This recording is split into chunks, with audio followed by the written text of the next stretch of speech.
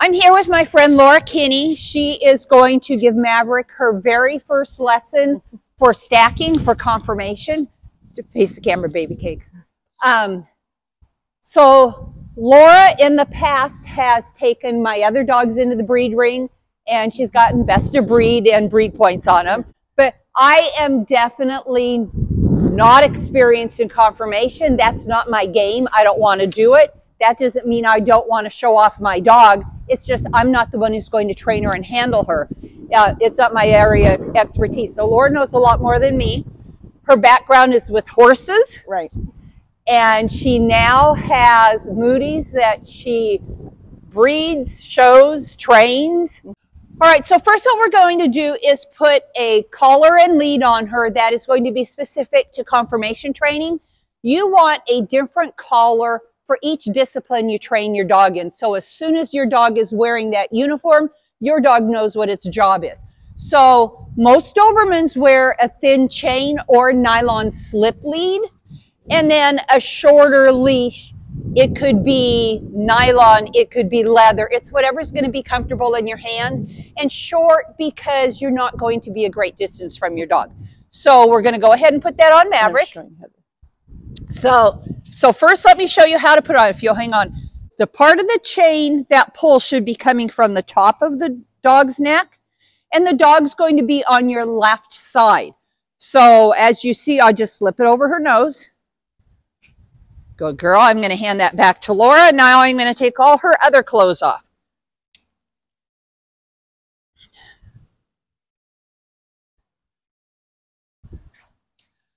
All right, so we'll get rid of this.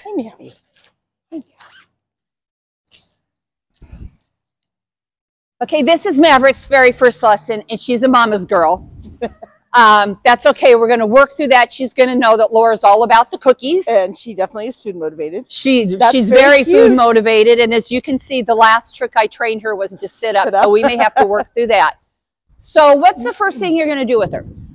Basically, I want her to move off of my body. All right. So I'm going to work a little bit on backing away from me. Now, a lot of professionals say you don't back them in position, but basically I want to be able to move her body where I want it, and at first just trying to get up and move away from me, come forward and stop is what I'm going to work on. Okay, and what I'll do is I'll just step away a little bit more to give you more space, just so that you can work sideways instead of her butt to the camera, right? Yeah. Okay. But I actually think if you stand over there, it might work. Okay. Yeah, that'll we'll work. try it, because she's so food motivated enough. Right. And then when I want the dog to stop, I have a certain hand signal. I'm not really worried where the collar is right now, because I'm not really working her off collar. I want her to work off my body. So my signal is just a hand finger. Oh, good girl. And I wasn't even ready for that. Okay. And I don't know if you'll use it, but she does know the hand signal for wait. Oh, okay. And she's tethering. So first thing I want to do is to get her to back off of me. Back. Get back. Yes. Good girl. Good girl. Get back. Get back. Good. And eventually I'd want to be able to do that where I could just lean towards her and she would back off. Good job. She almost stood right there. Then what I want to do is have her come forward and stop. So I'm going to drop my hand. There we go. Now, of course, she knows to sit. And I'm not worried about that. You can certainly have an obedience dog that can go in the breed ring, because you just teach them how to pop up to a stand. So, and again, if I was training obedience, or handling, I'm going to back up, good girl. And usually actually just by pushing them back, they'll stand up. Good girl. And again, I'm not really using the collar. Ideally, I have my dog working off my body, not necessarily the collar. But for show, we would have that right up and underneath her jaw. Yeah. Okay, so I'm going to back her up, and then I'm going to walk forward, stand. Good. So for her, I moved my hand to the side because she wanted this. She sees the hand up as a signal to sit. So back up. Good girl. Walk. Stand. Good job. I think she might know the word stand as well, right? She does, but only while she's been in heel position. So yeah. Oh. Now see, she kept coming forward, so I'm going to back her up. Stand. Yes. And I don't care where her feet are at this point. It's just a matter of get back. So now Laura did bring up a good point. Maverick thinks hand up means sit. So this isn't where you retrain your dog. Good job. Okay, it's if you can figure out that they're already interpreting something different, you already know that. It's so much easier for you to pivot than to completely retrain your dog. And then I would have to retrain her back for obedience and rally. Good job. Let's go the other way. Stand. Good. Good girl. Get back, get back. Hey, get back. Yes, good back. Walk, stand. Okay, get back. That time she sat, so I backed her off again. Stand. Yes. And at this point, I'm not really caring where those feet are. I just want her to move off my body and recognize a signal for stopping and standing.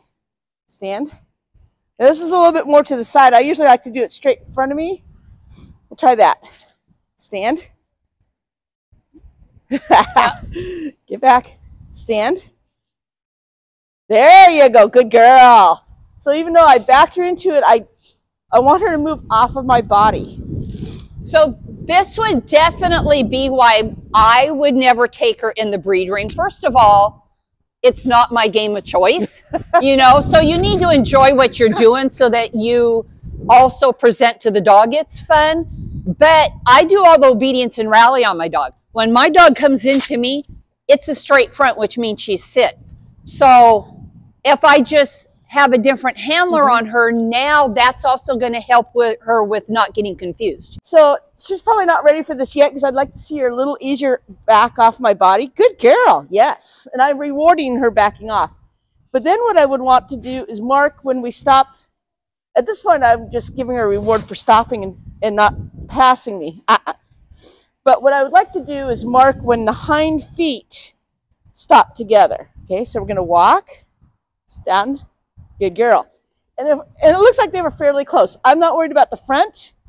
All I want to do is get her to stop with the back feet close together. Stand, stand.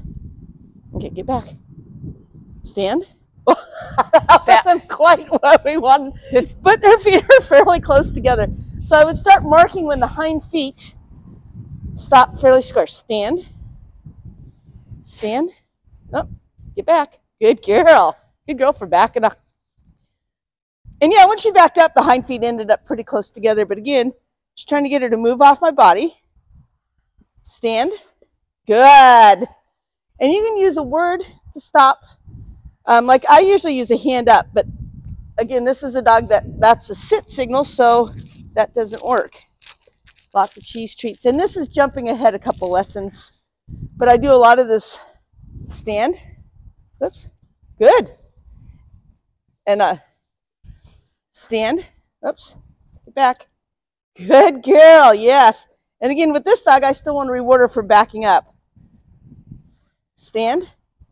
And again, this is where the hand signal is going to be a problem because I want her to stop and I need a hand signal. Stand. Good. She just isn't there yet, but what I'd like to be able to do is push back, walk, walk, stand. Good. And then I want to get to the point where I'm rewarding when those hind feet are fairly square. I don't care about the front. I want to get the back end anchored. Once the back end's anchored, I can move the front feet. And this comes from horses. You know, when we're stacking up horses, or we call setting them up, we get the back feet first because you can easily move the front feet. But if you move a front feet and try to move the back, the front will come with it. So for free stack, I'm always trying to work on the back feet first, and then later, then I would start working on adjusting the front feet based on my movement.